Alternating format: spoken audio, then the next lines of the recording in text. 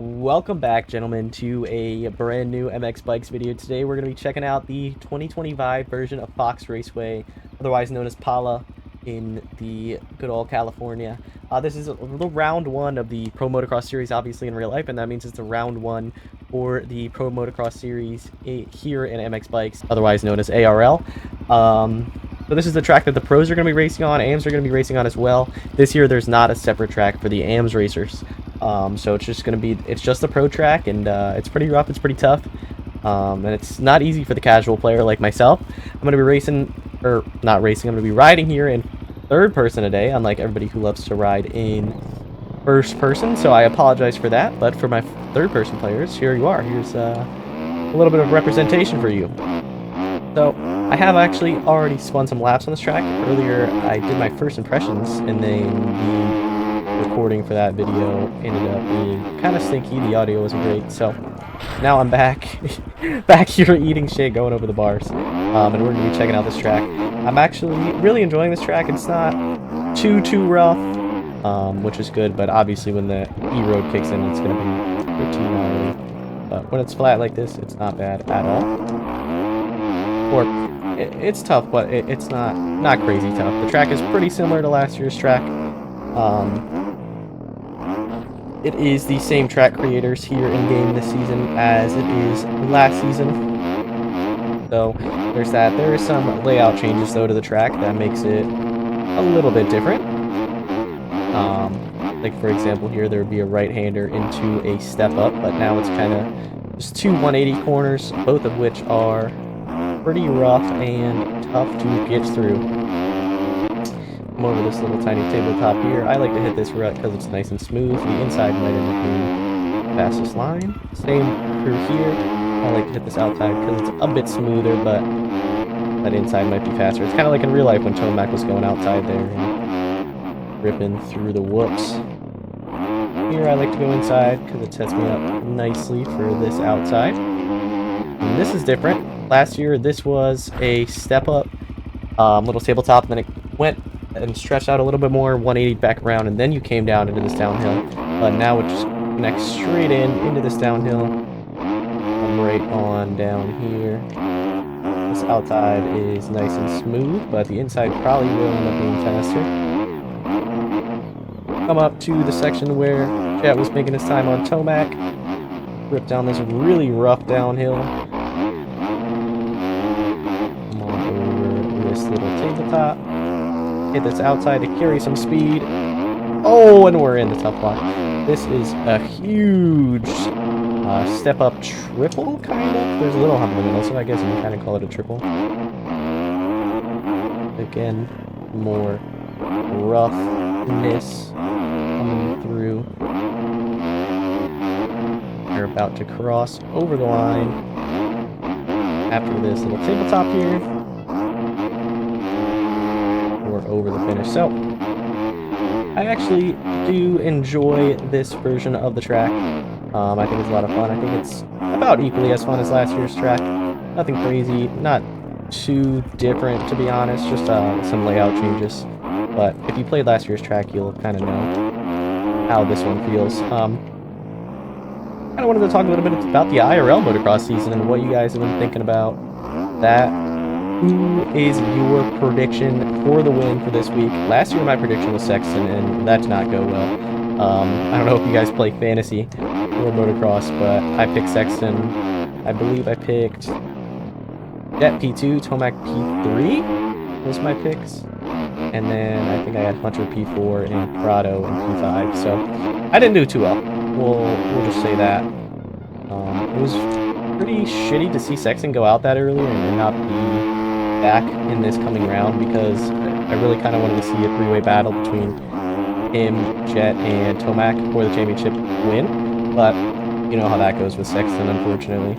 He is really good about throwing it away early in the season, but hopefully he'll be back for the later rounds and he'll be able to spice things up a little bit, make it interesting. It was interesting to see Jet come back and just kind of kick everyone's ass like Jet does. A lot of people were expecting that.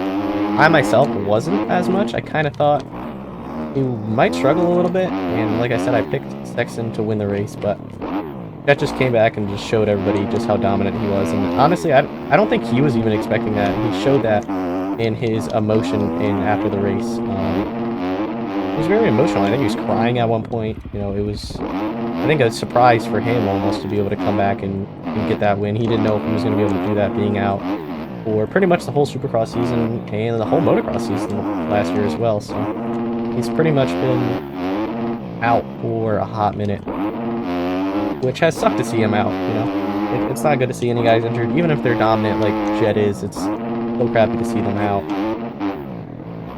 But glad we have him back. Glad we have Tomac back. Glad we have the likes of Prado and Hunter. A lot of guys back for this 450 season, which is super cool to see. I'm really happy about that.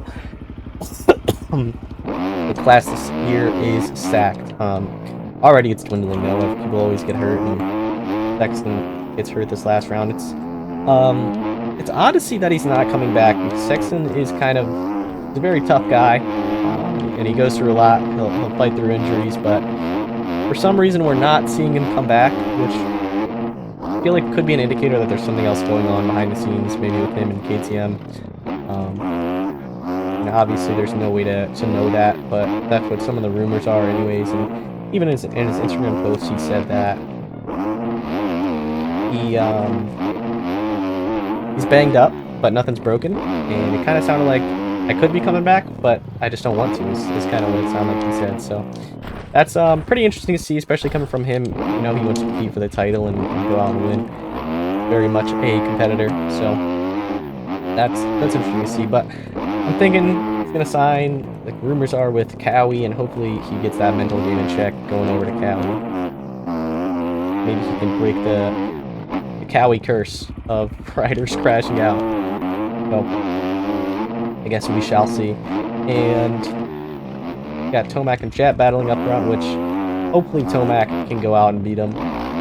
Nobody likes to see a guy win all the time, so it's kind of like I said to my dad when I was watching the race. It's kind of like the unstoppable force meets the immovable wall, and Tomac's the unstoppable force and Jet's the immovable wall. But the immovable wall won last week, so we saw Sexton in that position a lot, and I was curious to see if Tomac was going to be able to make it happen and actually get around him, unlike Sexton was in 2023 when Jet had his perfect season. We'll see as this moves on. A lot of people are rooting for Tomac and hoping he gets around him, myself included. I never was a big Tomac fan until recently. I've been enjoying watching him race, you know. The 250 class is spicy as well. We had Shimoda put on a great ride, which was cool to see. He was really the only one who could keep any sort of pace with Deegan. It was interesting to see. I thought Hymas was going to be a force to be reckoned with after he got out early in front, and he also had that great qualifying session where he kind of beat Deegan up, but it's just qualifying, you know, and Deegan might not have put in a great lap, so whenever it came race time, Deegan put it together. But I think Hymas does have a lot of speed in the tank, so if he can get something together, that would be sick. Same with Shimoda. He put on a great ride, so it would be interesting to see if he's got a little bit more of that in the tank. I really like Shimoda. I feel like it's hard not to like Shimoda with how with how humble he is, and just seems like a great, really nice guy. So it's kind of hard to dislike Shimoda. And he came through the class whenever Jet did, and they had that little bit of a rivalry. Shimoda, I feel like, has always been the second best guy in the 250 class, so it would be really cool to see him finally put it together and be the best guy, as I think he deserves it. But to do that, you got to go out and you got to beat Deegan, which is no easy task, that's for sure. Nobody's really been able to do it, so I think, me personally, I would like to see that. I'm not a huge Deegan fan. I don't really like his attitude. It's kind of you love him or you hate him, and I think he's a little bit of a spoiled rich kid, but, you know, don't hate me too much for that opinion. I think he's really entertaining, and I think he's great for the sport, so by no means do I think that he shouldn't be out there racing and he's a complete dick, or, you know, whatever. Or I do think he's a little bit of a dick, but I think he's great for the sport, and it's entertaining to watch, so there's that. I just can't bring myself to like him since he just seems like such a douche, so that is that for the 2D class. And this track is fairly tough for an amateur like myself. But it's a good time. This is a good track. I'm enjoying this. I'd say it's worth the $2 that you have to pay on MX Bike Shop. It sucks that this season you don't actually get an AMS version, but kind of is what it is. I feel like most people played on the Pro version anyways. So let's see if we could put in a decent lap to end this off here, and then I will call it a day after we do that. Put on through the start straight. Also wanted to say thank you guys so much for all the support as of late. My previous videos have been going crazy. They've been popping off. We've been getting a lot of subscriptions, a lot of views, and likes and everything. Comments on the video. Go down below. Drop a sub if you've been seeing my videos and you enjoy them. Also comment who you got for Hangtown. I'm curious to know who everybody's prediction is for Hangtown. Yeah. Make sure you subscribe. If you enjoy the content, drop a like. I'd really appreciate it. Just trying to grow the channel as much as I can. I've been enjoying uploading and dropping content as of lately. And let me know what else you'd like to see as well. I want to give you guys what you want, so whatever content you'd like to see, I'd be real curious to know. We're actually on a pretty decent lap here. Hop out of the rut, unfortunately. Yeah, it's hard to stay straight coming up over that uphill. We try this inside? Try it. Taking 2 ruts. Definitely not slow, but it's a lot tougher than going outside there. Take this rut. Ooh, that's smoother than the inside for sure. Let's try this inside. I haven't gone here a single time. Oh, I actually got a decent run. Oh, can we clear this? Oh, still gonna get a little bit of a case. Ooh, sketchy. Back end getting wishy-washy.